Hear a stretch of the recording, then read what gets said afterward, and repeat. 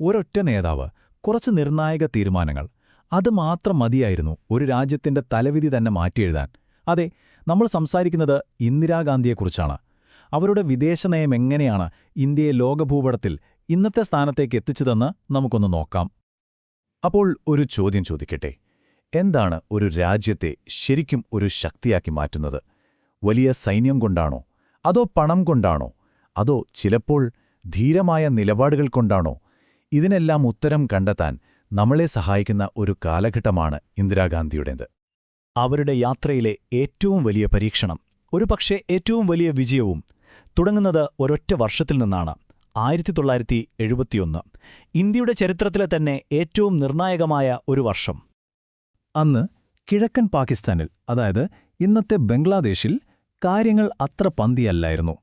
സ്വന്തം ജനതയ്ക്ക് നേരെ പാകിസ്ഥാൻ സൈന്യം നടത്തുന്ന ക്രൂരമായ അടിച്ചമർത്തലുകൾ, അത് പതിയെ ഒരു വലിയ മാനുഷിക ദുരന്തമായി മാറുകയായിരുന്നു.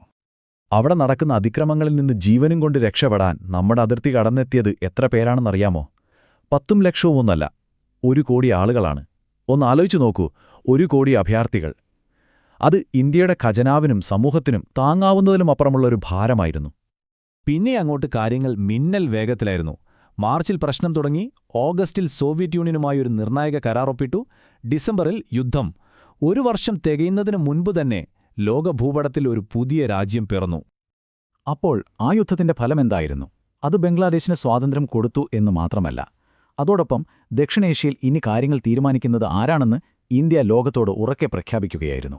ഇന്ത്യയുടെ ആധിപത്യം അവിടെ ചോദ്യം ചെയ്യാനാവാത്ത വിധം സ്ഥാപിക്കപ്പെട്ടു. പക്ഷേ ഒരു സംശയം തോന്നാം. ഒരു വശത്ത് പാകിസ്ഥാനു വേണ്ടി അമേരിക്കയും ചൈനയുമുണ്ട്.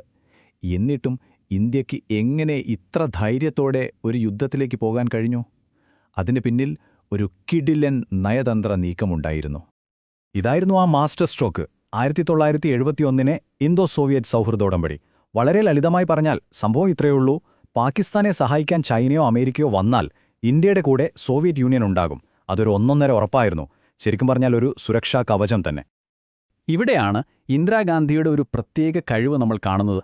കാരണം ഔദ്യോഗികമായി ഇന്ത്യ ചേരിചേരാ നയത്തിന്റെ ആളാണ്, നമ്മൾ ആരുടെയും പക്ഷത്തില്ല.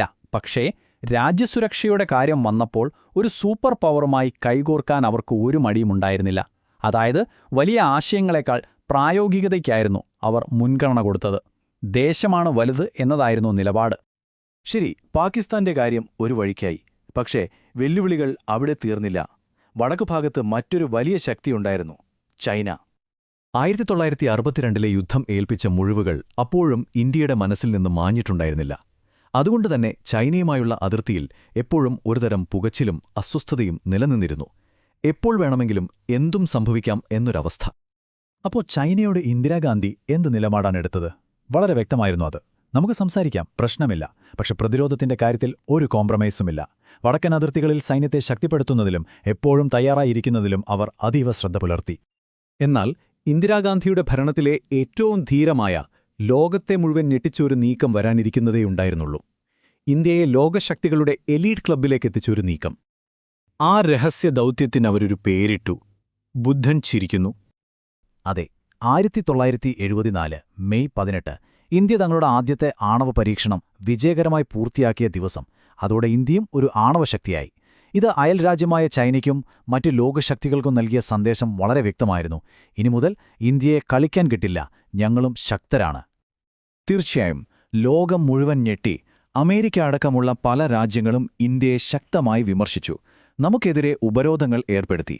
പക്ഷേ ആ സമ്മർദ്ദത്തിനു മുന്നിൽ തലകുനിക്കാൻ ഇന്ദിരാഗാന്ധി തയ്യാറായിരുന്നില്ല. അവർ ആ തീരുമാനത്തിൽ ഉറച്ചുനിന്നു. അതൊരു വിവാദപരമായ നീക്കമായിരുന്നു, സംശയമില്ല. കുറച്ചു കാലത്തേക്ക് ഇന്ത്യ ഒറ്റപ്പെട്ടേക്കാം. പക്ഷേ ദീർഘകാലത്തേക്ക് നോക്കിയാൽ അത് ഈ മേഖലയിലെ സുരക്ഷാ സമവാക്യങ്ങളെ തന്നെ മാറ്റിമറിച്ചു. വലിയ റിസ്ക് എടുത്ത് വലിയ നേട്ടം കൊയ്യുന്നൊരു തന്ത്രം, അതായിരുന്നു അത്. അപ്പോൾ ഈ പറഞ്ഞ കാര്യങ്ങളെല്ലാം നമ്മളൊന്ന് ചേർത്തുവെച്ചു നോക്കിയാൽ എന്താണ് നമുക്ക് മനസ്സിലാവുന്നത്? എന്തായിരുന്നു ശരിക്കും ഇന്ദിരാഗാന്ധിയുടെ വിദേശ നയത്തിന്റെ കാതൽ, അല്ലെങ്കിൽ ഗാന്ധി ഡോക്ട്രിൻ? അതിന്റെ പ്രധാന തൂണുകൾ ഇതൊക്കെയായിരുന്നു. 1. ദേശീയ സുരക്ഷയുടെ കാര്യത്തിൽ ഒരു വിട്ടുവീഴ്ചയുമില്ല, അതേറ്റവും പ്രധാനം. 2. ഈ മേഖലയിൽ ഇന്ത്യക്കായിരിക്കണം മുൻതൂക്കം. 3. വലിയ ആശയങ്ങൾ പറയുന്നതിനേക്കാൾ നല്ലത് നമ്മുടെ കാര്യങ്ങൾ നടക്കാൻ സഹായിക്കുന്ന പ്രായോഗികമായ സഖ്യങ്ങളാണ്. നാലാമത്തേത്, നമ്മുടെ സൈനിക ശക്തി ഉപയോഗിച്ച് നമ്മുടെ നിലനിൽപ്പുറപ്പാക്കുക. ചുരുക്കി പറഞ്ഞാൽ ഇതാണ് ഇന്ദിരാഗാന്ധിയുടെ വിദേശനയത്തിന്റെ പൈതൃകം. അപ്പോൾ അവസാനത്തെ ചോദ്യം ഇതാണ്: എന്താണ് ഗാന്ധി സിദ്ധാന്തത്തിന്റെ യഥാർത്ഥ പൈതൃകം? രാജ്യത്തെ ഒരു വൻശക്തിയാക്കി മാറ്റിയ ധീരമായ നിലപാടുകളാണോ, അതോ ചിലപ്പോഴൊക്കെ അപകടകരമായ ഒരുതരം പ്രകോപനമായിരുന്നോ അത്? ഒരുപക്ഷേ ഈ രണ്ടിനും ഇടയിലായിരിക്കാം ശരിയായ ഉത്തരം. നിങ്ങൾക്കെന്താണ് തോന്നുന്നത്?